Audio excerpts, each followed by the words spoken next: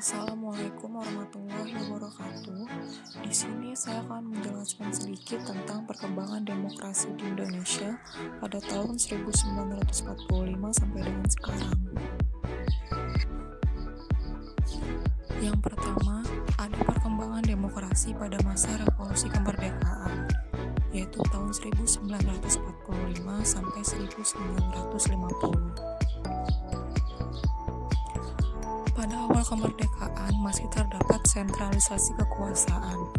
Hal itu terlihat saat 4 aturan peralihan UUD 1945 yang berbunyi, sebelum MPR, DPR, DPA dibentuk, menurut UUD ini segala kekuasaan dijalankan oleh Presiden dengan dibantu oleh KNIP. Untuk menghindari kesan bahwa Indonesia negara yang absolut, pemerintah mengeluarkan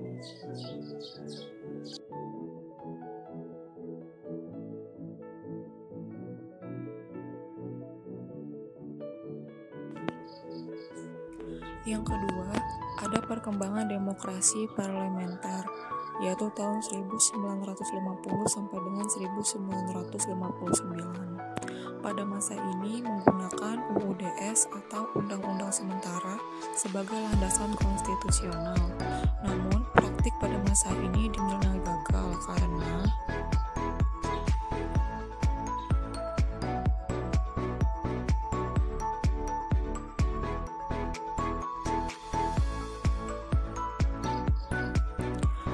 terjadi kegagalan itu, maka Presiden mengeluarkan Dekret Presiden 5 Juli 1959 yang berisi bubarkan Konstituante, kembali ke UUD 1945 dan tidak berlaku UUDS 1950, dan pembentukan MPRS dan DPAS. Yang ketiga yaitu perkembangan demokrasi terpimpin atau Orde Lama, yaitu tahun 1959 sampai 1965. Pada masa ini bercirikan presiden bersifat diktator, terbatasnya peran partai politik, dan berkembangnya pengaruh PKI. Penyimpangan masa demokrasi terpimpin yaitu mengaburnya sistem kepartaian, pemimpin partai banyak dipenjarakan, peranan parlemen lembaga bahkan akhirnya dibubarkan oleh presiden dan membentuk DPR-GR. Jaminan HAM, terjadi sentralisasi kekuasaan, terbatasnya peranan pers, kebijakan politik luar negeri sudah memihak ke RRC, Blok Timur. Setelah terjadi peristiwa pemberontakan G30 SPKI, hal itu menjadi tanda akhir dari pemerintahan Orde Lama. Yang keempat, ada perkembangan demokrasi Orde Baru. Pada masa ini ditandai dengan Presiden Soekarno yang digantikan oleh Soeharto. Pada masa ini menerapkan demokrasi Pancasila untuk menegaskan bahwa Pancasila yang sesuai dengan ideologi negara.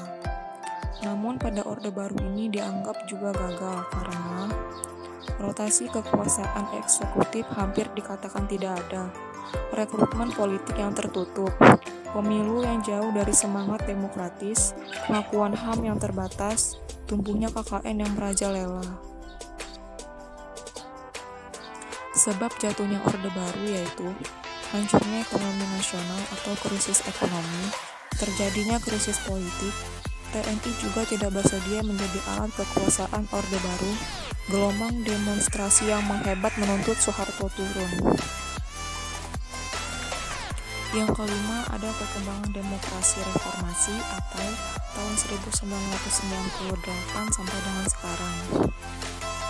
Indonesia memasuki suasana kehidupan kenegaraan yang baru sebagai hasil dari kebijakan reformasi yang dijalankan terhadap hampir semua aspek kehidupan masyarakat dan negara yang berlaku sebelumnya.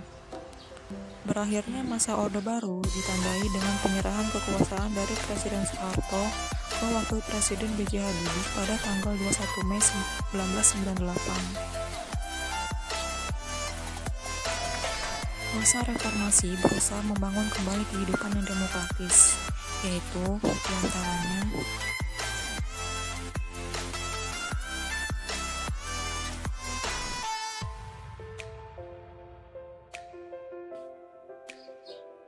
Itulah penjelasan dari saya tentang perkembangan demokrasi di Indonesia. Bila ada salah-salah kata, saya mohon maaf. Sekian dan terima kasih. Wassalamualaikum warahmatullahi wabarakatuh.